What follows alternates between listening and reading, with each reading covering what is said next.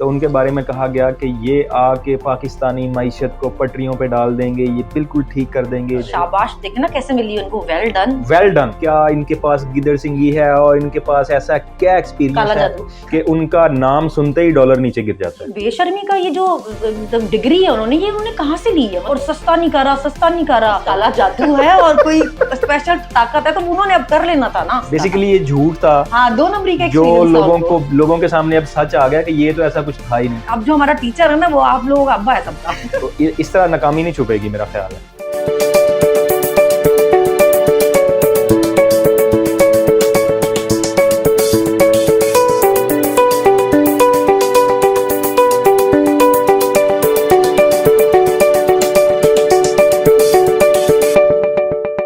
अस्सलाम वालेकुम, मैं हूं जाहिद और मैं हूं सनम। वेलकम टू बैठक। पिछले वीक में बहुत सारे ऐसी चीज़ें हुई हैं जो बहुत ही हैपनिंग और बड़ी मज़े की थी, लेकिन जो सबसे एक अहम चीज़ है और जिसने मुझे बड़ा कह लें कि सरप्राइज़ किया है वो ये है कि इसहाक डार साहब जब आए Pakistan superhero superhero Maryam Nawaz के एग्जैक्टली जब वो पाकिस्तान लाए गए तो उनके बारे में कहा गया कि ये आके पाकिस्तानी मईशत को पटरियों पे डाल देंगे, ये बिल्कुल ठीक कर देंगे, जो भी मसले मसाइल हैं वो सॉल्व हो जाएंगे, हर चीज बिल्कुल ठीक हो जाएगी। और लाए देखिए उनको कैसा स्पेशल प्रोटोकॉल देके, स्पेशल जेट में सारे केस माफ करवा के, मतलब इतनी कोई वो स्पेशल चीज थे, इतनी कोई बड़ी चीज थे जिन्होंने मतलब उसके लिए उनके सारे केस माफ कर दिए कि आके मुल्क बचाने लगे। मुल्क बचाने आए हैं और पता नहीं क्या इनके पास गिदड़ सिंगी है और इनके पास ऐसा क्या एक्सपीरियंस है जो किसी के पास नहीं है।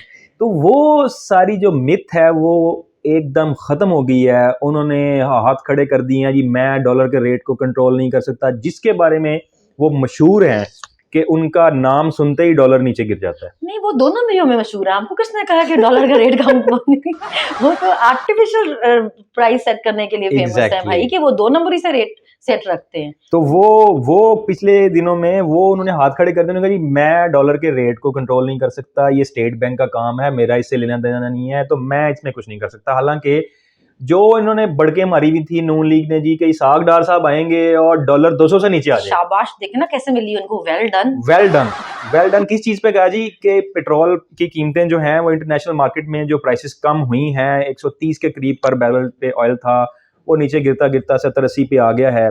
उसके बावजूद इन्होंने पेट्रोल की कीमतें जो है वो बरकरार रखी हैं। अच्छा, उसको सेम लेवल पे रखने पे मरियम नवाज ने उनको काफी शाबाश दी है कि आपने कम नहीं की।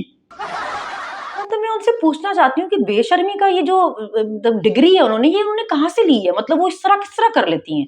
खान साहब के दौर में जब पेट्रोल इतना महंगा था तो इन्होंने जीना हराम किया होता था कि भाई बॉम्ब गिरा दिया पेट्रोल, और सस्ता नहीं करा। और वो महंगा कितने का था? 150 रुपए का। और अब जब लोगों को कहती रही है कि जैसे इंटरनेशनल मार्केट में सस्ता होगा हम आपको फॉरेन रिलीफ देंगे, और अब वो कमाल बेशर्मी से सेम प्राइस रखने पे उनको बोल रही थी वेल डन। मतलब अगर आपने सेम ही प्राइसेस रखने थे तो आपने इतना रोला क्यों मचाया हुआ था? आपने 3 मार्चेस की महंगाई खत्म मुकाओ, तो अब अगर आपने सेम प्राइस रख के वेल डन बोलना था तो कुछ तो शर्म करें यार। मतलब और ये जो कैलकुलेशन है इसकी समझ नहीं आ रही कि 150 रुपए वाला पेट्रोल महंगा कैसे था और 225 रुपए वाला पेट्रोल सस्ता कैसे है। और अब जबकि वो इंटरनेशनल मार्केट में सस्ता हो गया है, अब फिर भी उसको सस्ता करने को तैयार नहीं है और उसपे कमाल बेशर्मी से वेल डन बोल रही हैं। ऊपर से वो रशिया ने भी इनको कोई चपेट चपूड़ उनको मार दिया कि ये चोरों के साथ कौन ही कारोबार करना चाहता है, उनको कौन ही कोई पार्टनर अपने साथ बनाना चाहेगा।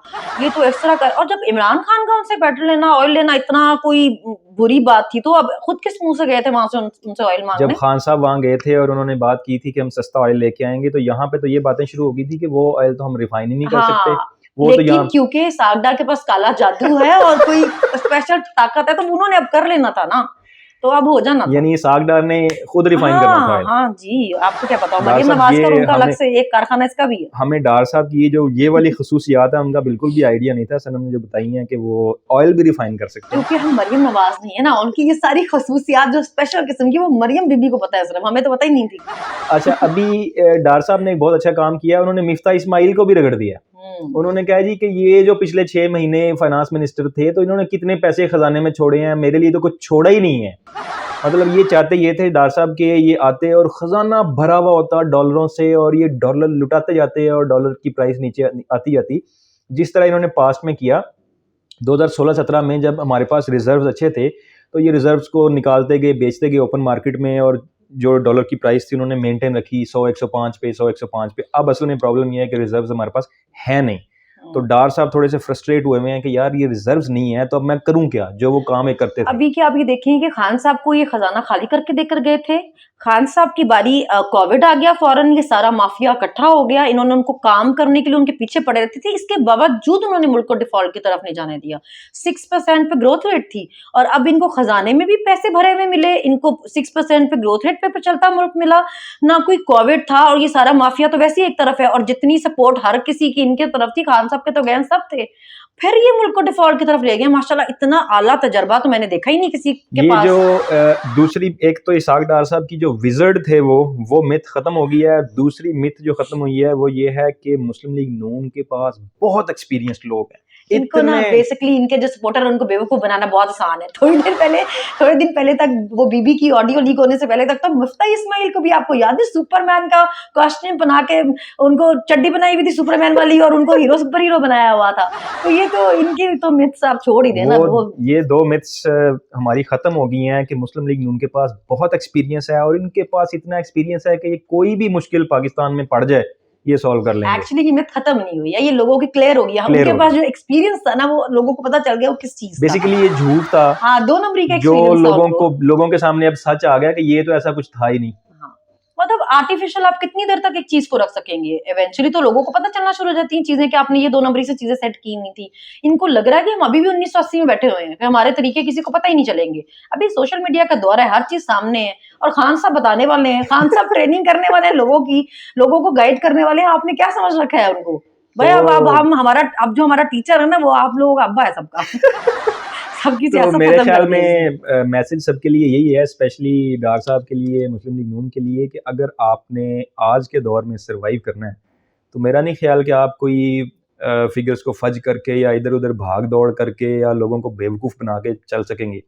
और इससे पहले कि आपके लिए भी वीडियो आए, ऑडियो आ जाए आपकी बीबी की कि ये तो हमें पागल, ये खुद पागल है, हमारे भी खराब कर रहा है सारे काम, जैसा मिफ्ता की आई थी, उससे पहले जो है ना आप खुद समझ जाए। तो मेरे ख्याल में मिफ्ता को ब्लेम करने की बजाय आप अपने काम की तरफ तवज्जो देते तो ज्यादा बेहतर था। तो अपने ही एक्स मिनिस्टर को रगड़ देना कि 6 महीने में मेरे लिए पैसे नहीं छोड़े, ये तो नाकामी का मुंह बोलता। सारे नालायक है, एक से बढ़कर एक नालायक। तो इस तरह नाकामी नहीं छुपेगी, मेरा ख्याल है। Agree. Thank you very much.